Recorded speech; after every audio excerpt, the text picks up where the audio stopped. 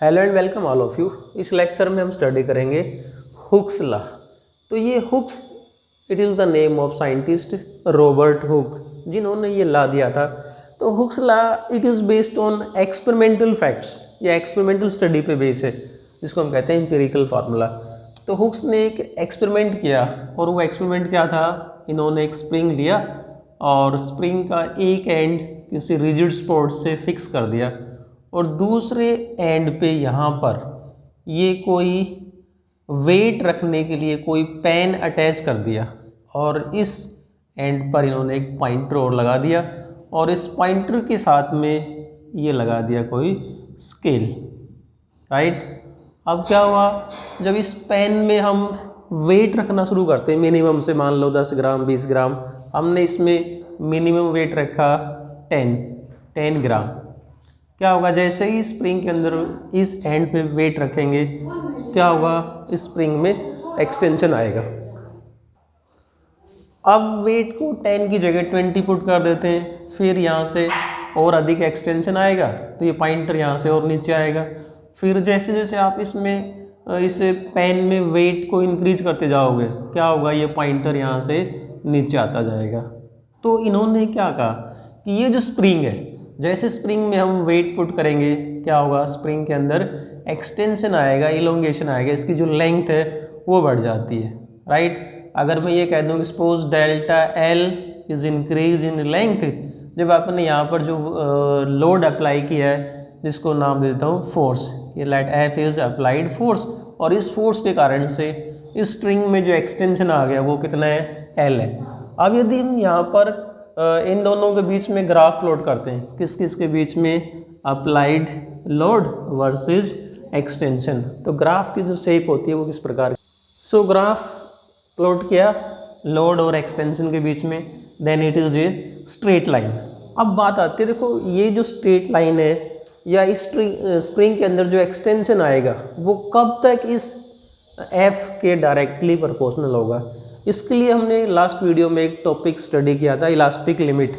हर material के, लगभग every material के लिए क्या होती है कि इलास्टिक लिमिट होती है। जैसे हमारे पास में स्प्रिंग है, स्प्रिंग के नीचे हम फोर्स लगाएंगे क्या होगा, तो इसकी लेंथ बढ़ेगी। जैसे इसको हमने फोर्स को रिमूव कर दिया, डिफॉर्मिंग फोर्स को रिमूव कर दिया, ये वापस अपनी शेप में आ गया। तो एक लिमिट तक क्या होता है, हर बॉडी अपनी इलास्टिसिटी के कारण से अपनी ओरिजिनल शेप को एक्वायर कर लेती है। If the deforming force is applied beyond a limit, तब क्या होगा, जैसे आप यहाँ पर देख सकते हैं हमने यहाँ एक लिमिट से ज़्यादा फोर्स लगाया है, इसमें परमानेंट चेंज आ गया, तो वो कहाँ चले गए हम, बियॉन्ड इलास्टिक लिमिट। तो इस स्प्रिंग के अंदर हुक्स ने क्या कहा कि इलास्टिक लिमिट तक यदि आप फोर्स लगाओगे तो इसमें जो लेंथ इंक्रीज होगी, दिस इंक्रीज इन लेंथ, जिसको हम बोलते हैं extension, is directly proportional to force applied.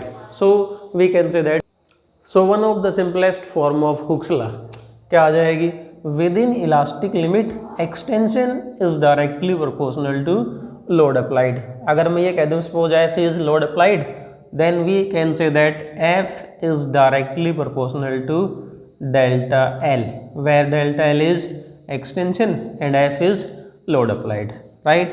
Or we can say that F is equal to K delta L, where K is constant of proportionality। तो ये तो हो गई इसकी एक फॉर्म, हुक्स लॉ की एक फॉर्म।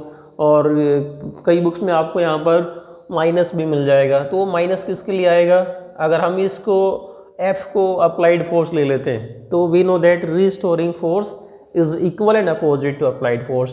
तो माइनस के लिए, माइनस किसके लिए आ जाता है, रिस्टोरिंग फोर्स के लिए। तो उस केस में क्या आ जाएगा, F is equal to minus KL, right. अब देखो बाद में क्या मिला कि ये जो हमारे पास में रूल है, जो hooks law, it is applicable not only for spring, it is applicable in all cases like compression हो, बेंडिंग हो, ट्विस्टिंग हो, हर प्रकार के केस में एप्लीकेबल होता है। तो इसकी मॉडिफाइड फॉर्म जो आ गई हुक्स लॉ की, what is the modified form, Hooke's law की मॉडिफाइड फॉर्म क्या आ गई, फिर ये जो F जो यहाँ पर क्या है, लोड अप्लाइड।